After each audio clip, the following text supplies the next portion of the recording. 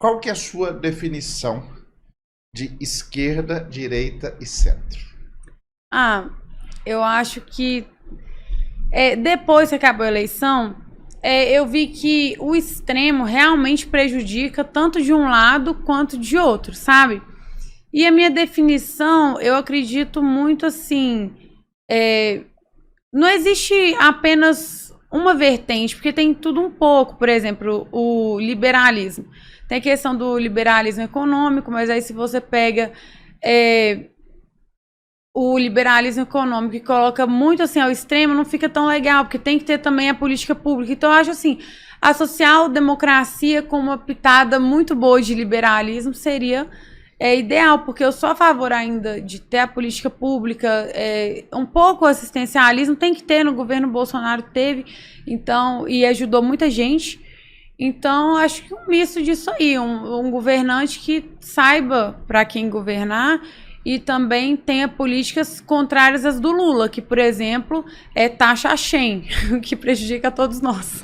Só para a gente poder pensar nesse conceito, que eu tenho falado muito, Amanda, aqui no podcast, que a gente tem que pensar a gente fala muito desses extremos, eu acho que você falou muito bem, eu acho que a gente tem que parar um pouco esse extremo.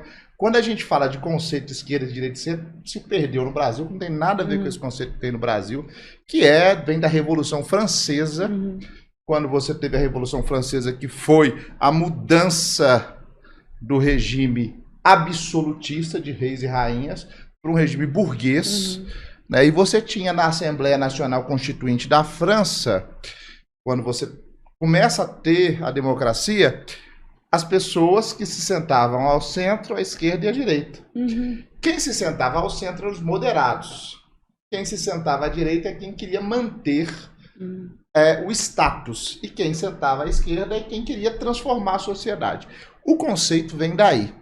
Nós tivemos muitas transformações ao longo do tempo, e no Brasil mais ainda. Tanto é que quando você fala dos Estados Unidos, e fala que eu fico vendo algumas pessoas falando, porque os democratas são de esquerda. Longe disso.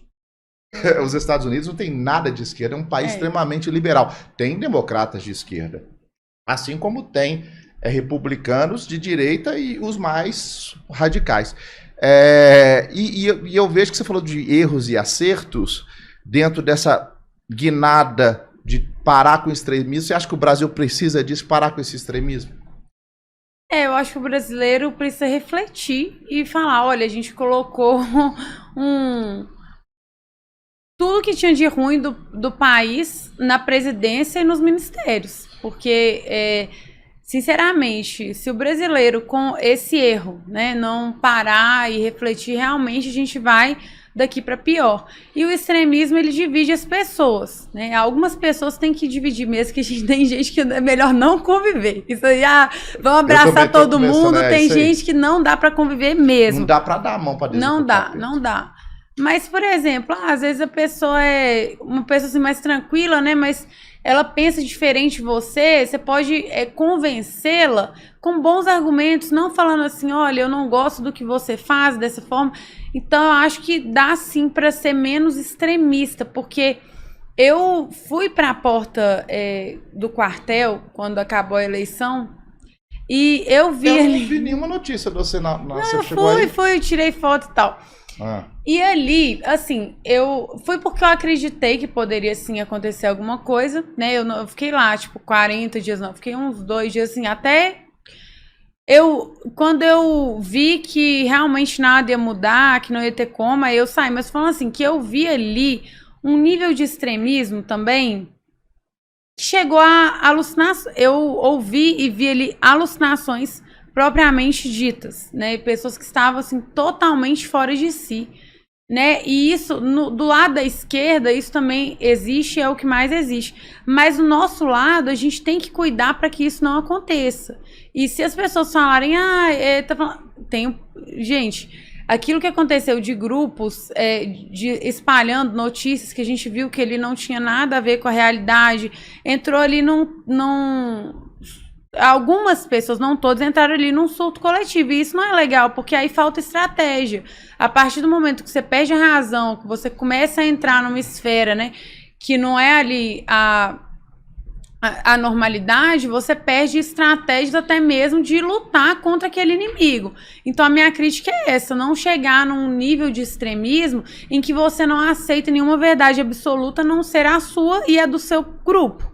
Mas assim, muitas pessoas também, até hoje, inclusive da minha família, tem essa noção, né, que o Bolsonaro realmente seria ali o melhor presidente para o Brasil, não Lula, abominam o governo Lula, mas tem um bom senso, tipo assim, não, vamos olhar isso aqui que poderia ter melhorado, que poderia fazer. Agora, o transe coletivo que algumas pessoas entraram, eu olhei para aquilo ali e vi, olha, eu não quero fazer parte disso, não.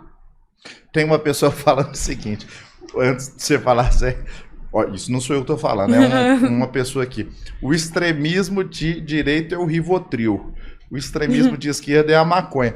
Vai lá, Zé. Quem que é esse que tá falando? O Marcos. Ah, não, achei que era meu amigo Léo. Inclusive tem também o Marcos Rabelo. Todo extremo é beira de abismo, mas não podemos deixar de nos posicionar. Sim, não, sim, não, eu não sei. Eu acho que entre o sim, você pega entre 1 e o 2, na matemática você tem infinito. Eu acho que você não precisa ser sim ou não.